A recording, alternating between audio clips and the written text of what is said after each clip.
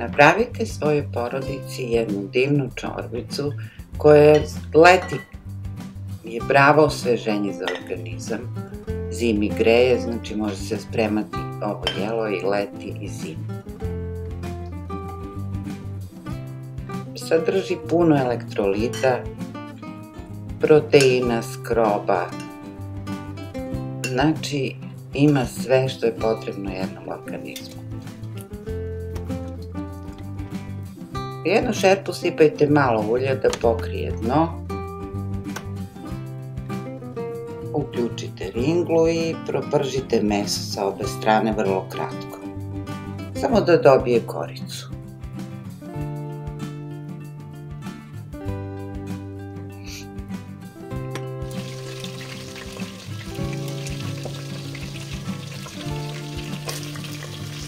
Kad se propržilo sa jedne strane, samo ga okrenite da malo navuče koricu sa druge.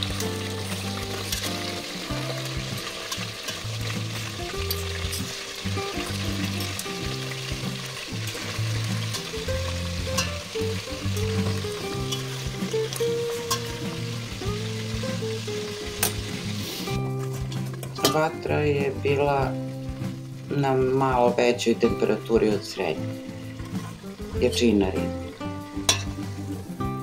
Meso smo izvadili i sad ćemo da iseckamo luk, da ga očistimo i sad smanjimo malo ringlu, otprilike na manje od polovine temperature. Luk iseckajte na kockice.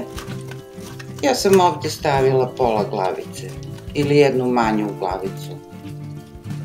Zavisi koliko spremate, meni je ovo šerpa od 5 kg.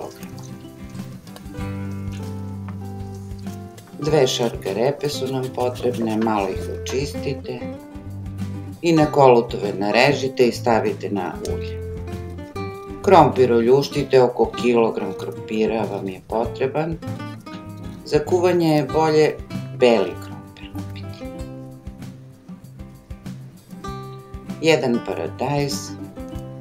Oljuštite, ne morate ni da ljuštite ako vam ne smeta. Ja, na primer, ove ljuspe kroz jelo od paradajza ne volim.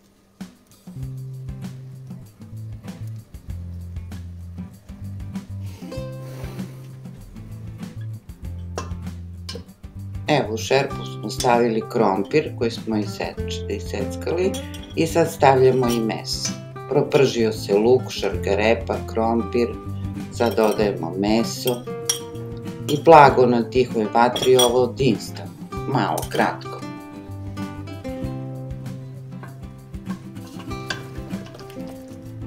Povremeno promešajte da ne zagori.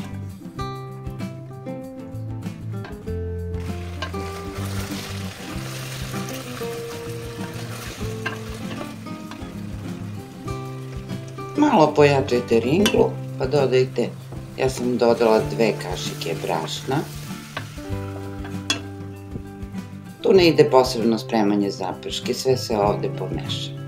1 kašičica aleve paprike slatke, ja sam stavila 1 kašičicu tucane ljute i 1 kašiku suvog začina. Mešajte, pa dodajte vodu. Ovde je pola litra vode.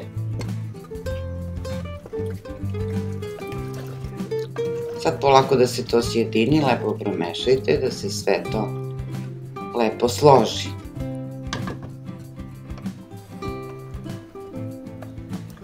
Iseckali smo paradajz koji smo oljuštili, vidite kako se zgusnula čorbica.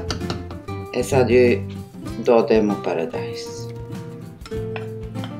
Možete paradajz iz flaše, iz konzerve, bilo koji. Sad dodajemo još pola litra vode.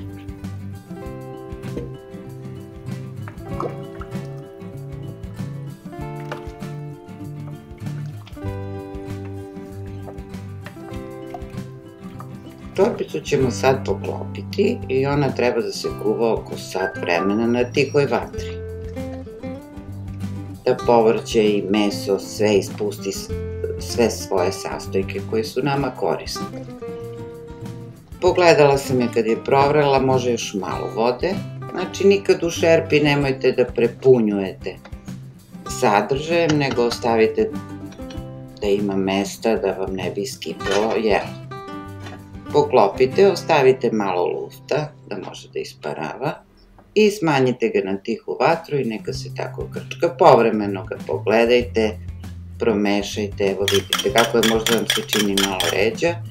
Međutim, posle sat vremena, sat i po kuvanja, umutila sam 2 jaja. Ringlu isključujemo. Probamo da li nam treba još malo soli. Eto.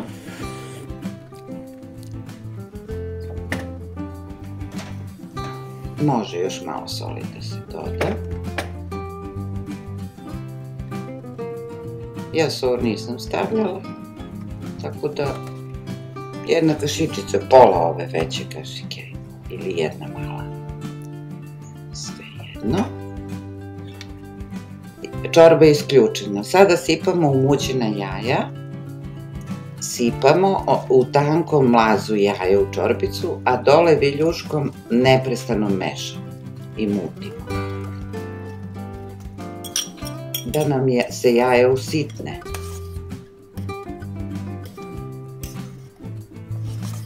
Eto, vidite kako izgleda. I sad je poklopite i ostavite da stoji tako jedno pola sata. Jaja će termički skroz da se obrade i čorba će da se sjedini.